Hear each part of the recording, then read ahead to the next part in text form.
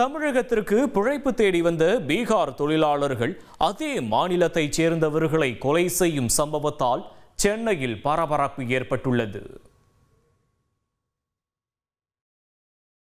சென்னையில் வடமாநில தொழிலாளி கொலை வழக்கில் பகீர் திருப்பமாக அவரது மனைவியை பாலியல் வன்கொடுமை செய்ததுடன் குடும்பத்தையே ஒரு கும்பல் கொலை செய்த அதிர்ச்சி தகவல் வெளியாகியுள்ளது. சென்னை இந்திரா நகரில் பீகாரைச் சேர்ந்த கௌரவ்குமார் சாக்கு மூட்டையில் சடலமாக மீட்கப்பட்டார். இது தொடர்பாக கௌரவ்குமாரின் நெருங்கிய நண்பர் உட்பட 7 பேரை பிடித்த ரகசிய இடத்தில் வைத்து போலீசார் விசாரித்தனர். அப்போது கௌரவ்குமாரின் மனைவியை பாலியல் வன்கொடுமை செய்ததுடன் அவரையும் குழந்தையையும் கொன்றுவிட்டதாக அவர்கள் வாக்குமூலம் அளித்ததாக கூறப்படுகிறது. இதன் அடிப்படையில் போலீசார் தீவிர தேடுதல் வேட்டை நடத்தி அடையாறு மத்திய கைலாஷ் அருகே உள்ள ஆற்றில் குழந்தையின் உடலை கண்டெடுத்தனர்.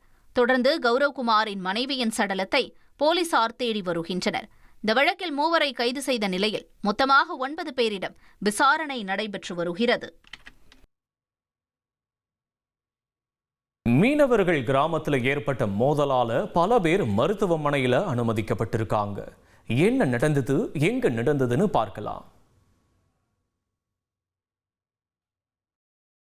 நெல்லை மாவட்டம் வள்ளியூர் அருகே மீன் ஏலம் எடுப்பது தொடர்பான பிரச்சினையில் இருதரப்பினர் சரமாரியாக தாக்கிக் கொண்டது பரபரப்பை ஏற்படுத்தியது.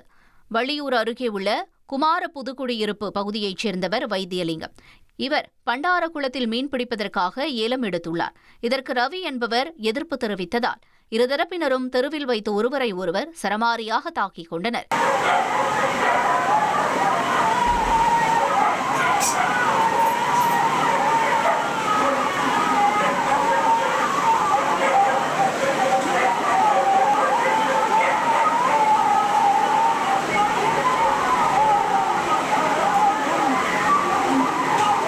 இதில் வைத்தியலிங்கம் மற்றும் அவரது மகன் ஸ்ரீதர் ஆகியோருக்கு பலத்த காயம் ஏற்பட்டு நெல்லை அரசு மருத்துவமனையில் அனுமதிக்கப்பட்டுள்ளனர்.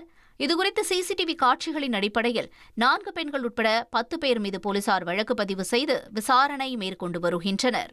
சென்னை காசிமேட்டில் பிறந்த 5 மாதமான ஆண் பச்சிளம் குழந்தையை 3 லட்சம் ரூபாய்க்கு விற்பனை செய்த தம்பதி கைது செய்யப்பட்டனர்.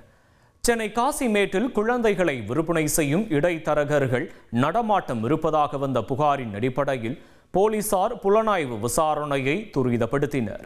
அப்போது காசிமேட்டைச் சேர்ந்த திலகவதி சகாயராஜ் தம்பதியினர் தங்களுக்கு பிறந்த ஆண் குழந்தையை 3 லட்சம் ரூபாய்க்கு விற்பனை செய்ததை போலீசார் கண்டுபிடித்தனர். ஓசூர் அருகே 25 ஆண்டுகளாக குழந்தை இல்லாத தம்பதிக்கு விற்பனை செய்ததும் தெரியவந்தது. ஓசூர் தம்பதியிடமிருந்து குழந்தையை மீட்ட போலீசார் காசிமேட்டில் உள்ள பெண் இடைத்தரகர்கள் 3 பேரை கைது செய்தனர். குழந்தைகள் விற்பனையாக மூளையாக செயல்பட்டு வந்த ஈரோட்டைச் சேர்ந்த கவிதா என்பவரையும் கைது செய்தனர். பெற்ற குழந்தையை 3 லட்சம் ரூபாய்க்கு விற்பனை செய்த பெற்றோர் உள்ளிட்ட 8 பேரை போலீசார் கைது செய்து சிறையில் அடைத்தனர். சேலத்தில் பைக்கில் லிப்ட் கொடுப்பது போல் நடித்து கத்தி முனையில் பணத்தை பறித்த பிரபல திருடன் கைது செய்யப்பட்டார். சேலம் புதிய பேருந்து நிலையத்தில் நின்று கொண்டிருந்த தனியார் வங்கி ஊழியருக்கு லிப்ட் கொடுப்பதாக கூறி இளைஞர் ஒருவர் அழைத்து சென்றுள்ளார். மறைவான இடம் வந்தவுடன் வங்கி ஊழியர் கழுத்தில் கத்தியை வைத்த இளைஞர் அவரது சட்டை பையில் இருந்து 2250 ரூபாயை பறித்து கொண்டு தப்பிச் சென்றார். இது தொடர்பாக வங்கி ஊழியர் அளித்த புகாரின் பேரில் சிசிடிவி காட்சியை கொண்டு இளைஞரை போலீசார் சுற்றி வளைத்து கைது செய்தனர். கைது செய்யப்பட்டவர் ஈரோடு மாவட்டத்தைச் சேர்ந்தவர் என்பதும் இவர் மீது பல திருட்டு வழக்குகள் நிலுவையில் இருப்பதும் தெரியவந்துள்ளது.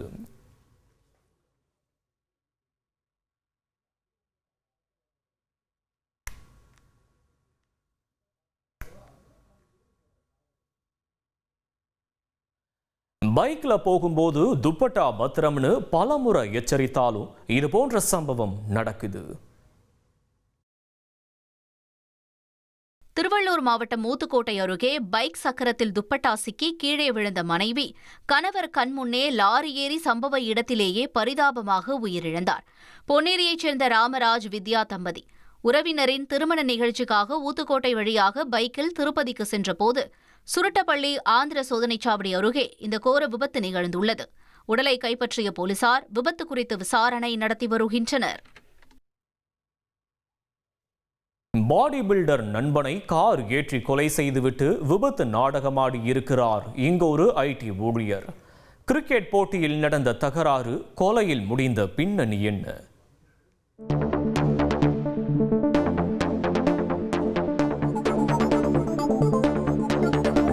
நொறுங்கி கிடக்கும் இந்த காரை பார்த்ததும் பயங்கர விபத்து நடந்திருப்பதை போன்று தோன்றலாம். ஆனால் இது ஒரு கொடூர கொலை. இந்த காரை பயன்படுத்திதான் உயிர் நண்பனின் உயிரை பறித்திருக்கிறார் ஒரு ஐடி ஊழியர்.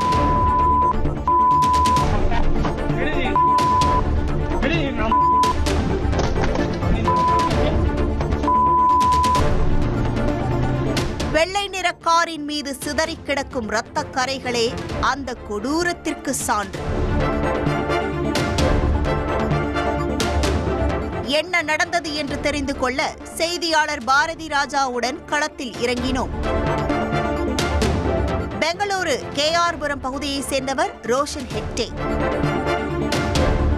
37 வயதான இவர் ஒரு தனியார் நிறுவனத்தில் மென்பொருள் பொறியாளராக பணியாற்றி வருகிறார். இவரது உயிர் நண்பர் வீரசாந்திரா பகுதியைச் சேர்ந்த பாடி பில்டர் பிரசாந்த். இருவரும் விடுமுறை நாட்களில் கிரிக்கெட் விளையாட செல்வது வழக்கம். அப்படித்தான் சம்பவத்தன்றும் ஹெப்பகோடி பகுதியில் உள்ள ஒரு மைதானத்தில் 2 பேரும் வெவ்வேறு அணியில் பங்கேற்று கிரிக்கெட் விளையாடியுள்ளனர். இதில் ரோஷன் விளையாடிய அணி தொடர்ந்து 4 போட்டிகளில் வெற்றி பெற்றுள்ளது. போட்டி முடிந்ததும் அனைவரும் வீட்டிற்கு சென்ற பின் ரோஷனும் பிரசாந்தும் மது வாங்கி வந்து மைதானத்திலேயே குடித்திருக்கிறார்கள். அப்போது போட்டியில் தோற்றது குறித்து பிரசாந்தை கேலி செய்திருக்கிறார் ரோஷன். இதனால் இருவருக்கும் இடையே தகராறு ஏற்பட்டிருக்கிறது. ஆத்திரத்தில் ரோஷனை பீர் பாட்டிலால் தாக்கியிருக்கிறார் பிரசாந்த். இந்த மோதலில் காயமடைந்த ரோஷன் தனது டாடா சஃபாரி காரில் ஏறி அங்கிருந்து கிளம்ப முயன்றார். ஆனால் அவரை விடாமல் துரத்திய பிரசாந்த் ஓடும் காரின் இடதுபுற ஜன்னல் கதவை இறுக பற்றிக் கொண்டு தொங்கியபடியே சென்றார். காரை நிறுத்தும்படி பிரசாந்த் ஆவேசமாக சத்தமிட பயந்து போன ரோஷன் காரின் வேகத்தை கூட்டினார். வீரசாந்திரா கம்மா சந்திரா சாலையில் கார் அதிவேகமாக சீறி பாய்ந்திருக்கிறது. ஜன்னலில் தொங்கிக் கொண்டிருந்த பிரசாந்தை கீழே தள்ளும் நோக்கில் காரை மரத்தின் மீதும் அருகிலிருந்த ஒரு கட்டிட சுவரிலும் பலமாக மோதியுள்ளார் ரோஷன்.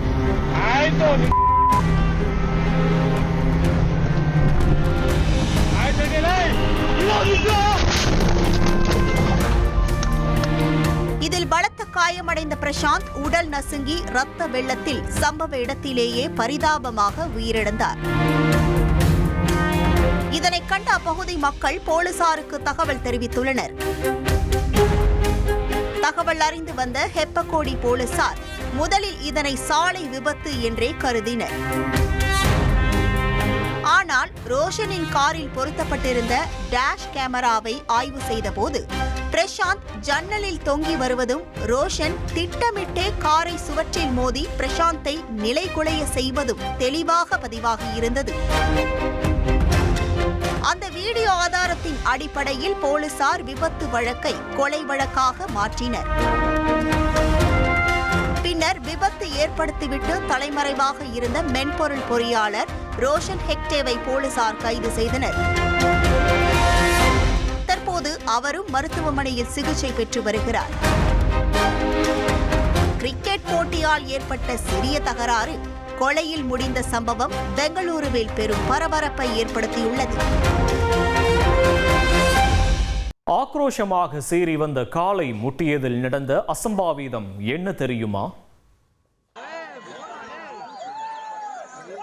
சேலம் மாவட்டம் ஓமலூர் அருகே கருக்கல்வாடி மாரியம்மன் கோயிலில் நடைபெற்ற எருதாட்டத்தில் காளை முட்டியதில் இளைஞர் ஒருவர் உயிரிழந்தார். போலீஸ் எச்சரிக்கையை மீறி களத்தில் புகுந்த தீபக் ராஜ் என்ற இளைஞர் காளைகளை பிடிக்க முயன்றபோது ஆக்ரோஷமாக வந்த காளை இளைஞரை முட்டி தூக்கி வீசியது. பலத்த காயமடைந்த அவர் சேலம் அரசு மருத்துவமனையில் சிகிச்சை பலனின்றி உயிரிழந்தார். சம்பவம் குறித்து தாரமங்கலம் போலீசார் விசாரணை நடத்தி வருகின்றனர். குருவிகளாக செயல்பட்டு சென்னைக்கு கஞ்சா கடத்தி வந்த சம்பவம் அதிர்ச்சியை ஏற்படுத்தியுள்ளது. தாய்லாந்திலிருந்து சென்னைக்கு கடத்தி வரப்பட்ட 10 கோடி ரூபாய் மதிப்பிலான உயர்ரக கஞ்சாவை சுங்க இலாக்கா அதிகாரிகள் பறிமுதல் செய்தனர். இது தொடர்பாக ரகசிய தகவல் கிடைத்ததை அடுத்து தாய்லாந்திற்கு சுற்றுலா சென்றுவிட்டு திரும்பிய கேரளாவைச் சேர்ந்த 2 இளைஞர்களிடம் சந்தேகத்தின் பேரில் சுங்க இலாக்கா அதிகாரிகள் விசாரணை நடத்தினர். அவர்களின் உடைமைகளை பரிசோதித்த போது அதில் உயர்ரக ஹைட்ரோபோனிக் கஞ்சா போதைப்பொருள் மறைத்து கடத்தி வரப்பட்டது தெரியவந்தது.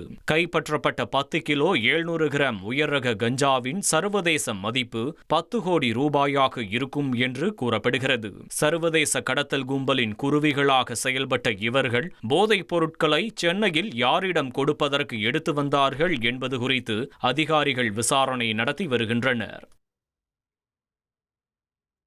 பாம்பன் பாலத்துல நம்ம ஆளுங்க பண்ற அட்டூழியத்துக்கு அளவே இல்லாம போயிருச்சு.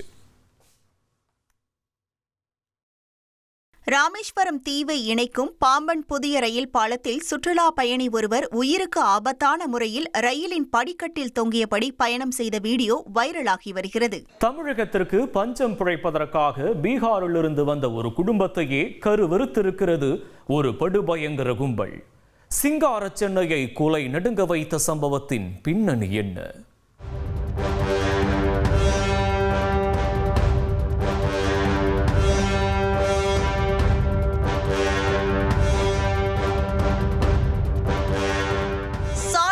கிடந்த சாக்கு மூட்டையில் சடலமாக கிடந்த கணவரின் உடல்.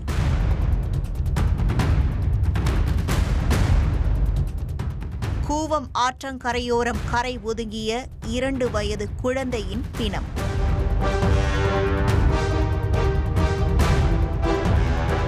குப்பை குவியலுக்கு மத்தியில் மனைவியின் உடலை தேடும் போலீஸ் என கடந்த 24 மணி நேரத்தில் அடுத்தடுத்து வெளியான அப்டேட்களால் ஒட்டுமொத்த தலைநகரும் குலை நடுங்கி போயிருக்கிறது. ஒரே நாளில் ஒரே குடும்பத்தை சேர்ந்த 3 பேரை கொலை செய்து உடலை வெவ்வேறு இடங்களில் வீசி சென்றிருக்கிறது ஒரு கொலைவெறி கும்பல். இந்த படுபயங்கர சம்பவத்தின் பின்னணியை கண்டறிய 5 தனிப்படைகள் அமைத்து கிரேட்டர் சென்னை போலீஸ் விசாரணையை தொடங்கியிருக்கிறது. குடியரசு தினத்தன்று அதிகாலை பொழுதில் அடையாறு இந்திரா நகர் 1வது அவென்யூவின் சாலையோரமாக கிடந்த ஒரு சாக்கு மூட்டையிலிருந்து ரத்தம் கசிவதை அப்பகுதிவாசிகள் பார்த்துள்ளனர். சம்பவ இடத்திற்கு விரைந்து வந்த காவல்துறையினர் சாக்கு மூட்டையை திறந்து பார்த்தபோது அதற்குள் ஒரு இளைஞர் சடலமாக இருப்பதை பார்த்து அதிர்ந்து போயிருக்கிறார்கள். அப்பகுதியில் பொருத்தப்பட்டிருந்த சிசிடிவி கேமரா பதிவுகளை ஆய்வு செய்தபோது 2 இளைஞர்கள் சாக்கு மூட்டையை பைக்கில் எடுத்து வந்து வீசி சென்றது பதிவாகியிருக்கிறது. அதோடு மீட்கப்பட்ட சடலத்தின் பேண்ட் பாக்கெட்டில் சில செல்போன் நம்பர்கள் குறித்து வைக்கப்பட்டிருந்ததை காவல்துறையினர் கைப்பற்றியுள்ளனர். விசாரணையில் கொலை செய்யப்பட்டவர் 24 வயதான கௌரவ் குமார் என்பது தெரிய வந்திருக்கிறது. பீகார் மாநிலத்தை பூர்வீகமாக கொண்ட கௌரவ் சென்ற ஜனவரி 21ஆம் தேதிதான் அவரின் மனைவி முனிதா மற்றும் 2 வயது குழந்தையோடு சென்னைக்கு வேலை தேடி வந்திருக்கிறார். தனியார் செக்யூரிட்டி நிறுவனத்தில் எப்படியும் வேலை கிடைத்துவிடும் என்ற நம்பிக்கையில் இருந்த கௌரவிற்கு அந்த வாய்ப்பு கிடைக்கவில்லை. இதையடுத்து தரமணியில் உள்ள பாலிடெக்னிக் கல்லூரியில் காவலாளியாக வேலைக்கு சேர்த்து விடுவதாக கௌரவின் பீகார் நண்பர்கள் தெரிவித்துள்ளனர். இதனை நம்பி அவரும் குடும்பத்தோடு அதே பகுதியில் தங்கியிருந்ததாக தெரிகிறது. இந்த சூழலில்தான் குடியரசு தினத்தன்று காலை கௌரவ் குமார் சடலமாக கண்டெடுக்கப்பட்டிருக்கிறார். தனிப்படையினர் கௌரவின் குடும்பத்தினரை தொடர்பு கொள்ள முயற்சித்த போது அவர்களும் காணவில்லை என்பது தெரியவர பதற்றம் மேலும் அதிகரிக்க தொடங்கியிருக்கிறது. உடனடியாக சென்னையில் கௌரவ்குமாருக்கு அடைக்கலம் கொடுத்த அவரின் நண்பர்கள் 7 பேரை விசாரணை வளையத்திற்குள் கொண்டு வந்துள்ளனர். அவர்களிடம் மேற்கொள்ளப்பட்ட கிடுக்குப்பிடி விசாரணையில் பல திடுக்கிடும் தகவல்கள் வெளியாகியிருக்கிறது. ஜனவரி 25ஆம் தேதி கௌரவ்குமாரை தொடர்பு கொண்ட வட மாநில தொழிலாளர்களின் ஏஜென்ட் சிக்கந்தர் என்பவர் கௌரவின் வாழ்க்கையை சென்னையில் செட்டில் செய்து கொடுப்பதாக நம்பிக்கை கொடுத்துள்ளார். ஆனால் அதற்கு கமிஷனாக கௌரவின் மனைவியை பங்கு போட சொல்லி வற்புறுத்தியதாக சொல்லப்படுகிறது. இதனால் ஆத்திரத்தின் உச்சிக்கே சென்ற கௌரவிற்கும் சிக்கந்தர் தரப்பினருக்கும் வாக்குவாதம் முற்றி அது கைகலப்பாக மாறியிருக்கிறது. அப்போது பீகார் மாநிலத்தை சேர்ந்த சிக்கந்தரும் அவரின் கூட்டாளிகளும் கௌரவை கொடூரமாக குத்தி கொலை செய்துள்ளனர். அதோடு கௌரவின் மனைவி முனிதாவையும் அந்த கும்பல் பாலியல் வன்கொடுமை செய்து கொலை செய்திருக்க வேண்டும் என காவல்துறையினர் சந்தேகித்துள்ளனர். கௌரவை கொடூரமாக கொன்ற கையோடு அந்த கும்பல் முனிதாவையும் 2 வயது குழந்தையையும் கொன்றதாக வாக்குமூலம் கொடுத்துள்ளனர். இந்த சம்பவங்கள் அனைத்தும் தரமணி பாலிடெக்னிக் கல்லூரி வளாகத்தில் இருந்த கட்டிடத்தின் 3வது தளத்தில் நடந்ததாக கூறப்படுகிறது. குடும்பத்தையே கருவறுத்த பிறகு கௌரவ்குமாரின் உடலை சாக்கு மூட்டையில் அடைத்து இந்திரா நகரிலும் முனிதாவின் உடலை பெருங்குடி குப்பை கிடங்கிலும் தம்பதியின் 2 வயது குழந்தையின் உடலை கூவமாற்றிலும் வீசி சென்றதாக கொலையாளிகள் வாக்குமூலம் கொடுத்துள்ளனர். கௌரவ்குமார் மற்றும் அவரின் குழந்தையின் உடலை காவல்துறையினர் மீட்டுள்ள நிலையில் முனிதாவின் உடலை பெருங்குடி குப்பை கிடங்கில் தொடர்ந்து தேடி வருகின்றனர். இந்த சம்பவத்தில் தொடர்புடைய பீகார் மாநிலத்தை சேர்ந்த சிக்கந்தர், நரேந்திரகுமார், ரவீந்திரநாத், தாகூர், விகாஷ் ஆகிய 5 பேரை கைது செய்துள்ளனர். மேலும் இந்த கொலையில் வேறு யாருக்காவது தொடர்புள்ளதா என்கிற கோணத்திலும் தீவிர விசாரணை மேற்கொண்டு வருகின்றனர்.